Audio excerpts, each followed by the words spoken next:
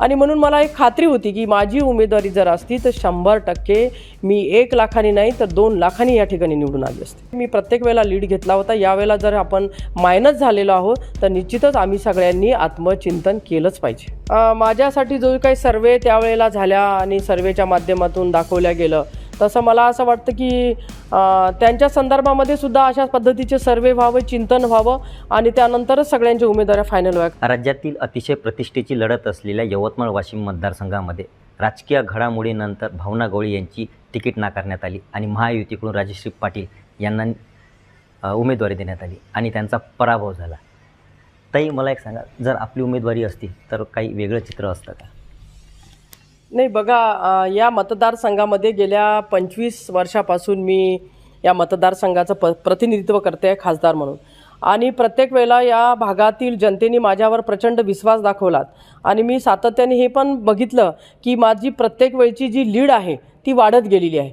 त्याच्यामुळे यावेळेला मी 6व्या वेळेला खासदार झाले असते आणि म्हणून जनतेमध्ये तो एक वेगळा एक भाव होता, वेगळं त्यांनी प्रत्येक वेळेला मला लीडच्या माध्यमातून ते प्रेम दाखवून दिलेलं होतं आणि म्हणून मला एक खात्री होती की माझी उमेदवारी जर असती तर 100% मी 1 लाखांनी नाही तर 2 लाखांनी या ठिकाणी निवडून आली असते, हा मला विश्वास। मतदारसंघामध्ये 6ही आमदार महायुतीचे होते, असं असताना सुद्धा महायुतीला या ठिकाणी जास्त मताधिक्य घेता नाही आलं। त्याच्यामुळेच आपल्याला सगळ्यांना आम्हाला आत्मचिंतन करण्याची आवश्यकता आहे, कारण मी ज्या वेळेला या मतदारसंघामध्ये उभी असायची तर राळेगाव असू दे, यवतमाळ असू दे, दारवा दिग्रस असू दे, कारंजा असू दे, पुसदमध्ये सुद्धा मी लीड घेतलेला आहे। त्याच्यामुळे मी प्रत्येक वेळेला लीड घेतला होता, यावेळेला जर आपण मायनस झालेलो आहोत तर निश्चितच आम्ही सगळ्यांनी आत्मचिंतन केलंच पाहिजे। मुख्यमंत्र्यांनी जो आपल्याला जो शब्द दिला होता की आपलं वेळ निश्चितच पुनर्वसन करण्यात येईल, या संदर्भात आपण काय सांगा?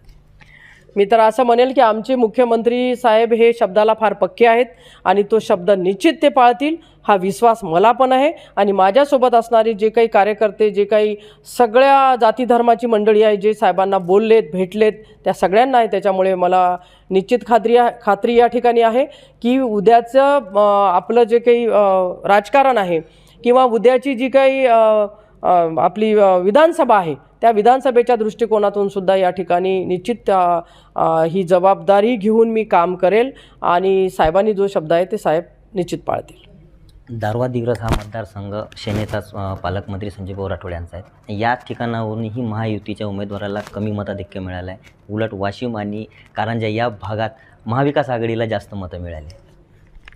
नाही बघा, महाविकास आघाडीला जी काही मतं मिळालेली आहेत ती दारव्यामध्ये पण त्यांना लीड मिळालं आहे आणि कारंजा आणि वाशिममध्ये आणि राळेगावमध्ये सुद्धा इकडे लीड मिळालेलं आहे। त्याच्यामुळे असं म्हणता येणार नाही की कुठे एका ठिकाणी लीड मिळालेलं आहे, पण ही बाब निश्चित चिंतन करण्यासारखी आहे। आपली उमेदवारी नाकारण्यात जे महायुतीचे नेते होते, आता आगामी विधानसभा निवडणुकीच्या वेळेस त्यांचंही कशा पद्धतीने उमेदवारी निश्चित झाली पाहिजे? माझ्यासाठी जो काही सर्वे त्यावेळेला झाल्या आणि सर्वेच्या माध्यमातून दाखवल्या गेलं तसं मला असं वाटतं की त्यांच्या संदर्भामध्ये सुद्धा अशा पद्धतीचे सर्वे व्हावं, चिंतन व्हावं आणि त्यानंतरच सगळ्यांच्या उमेदवाऱ्या फायनल व्हाव्या। कारण लोकसभेची उमेदवारी फायनल करत असताना फारसे मोठे मोठे सर्वे आपण सगळ्यांनी त्यावेळेला सांगितलेत आणि म्हणून मला जी चाळणी लावल्या गेली तशी त्यांना पण त्या ठिकाणी लावल्या गेली पाहिजे असं माझं स्पष्ट मत आहे। निश्चितच आपण जर पाहिलं तर मतमोजणीच्या दुसऱ्या दिवशीपासूनच माजी खासदार भावनाताई गवळी ह्या पुन्हा कामाला लागल्या, मतदारसंघ पिंजून काढत आहे आणि आगामी विधानसभा निवडणुकीत ही उमेदवारी देतानाही चाळणी करूनच उमेदवारी चाचपूनच देण्यात यावी असं पण त्यांनी सांगितलं आहे। निलेश फाळके, एबीपी माझा, यवतमाळ। एबीपी माझा, उघडा डोळे बघा नीट।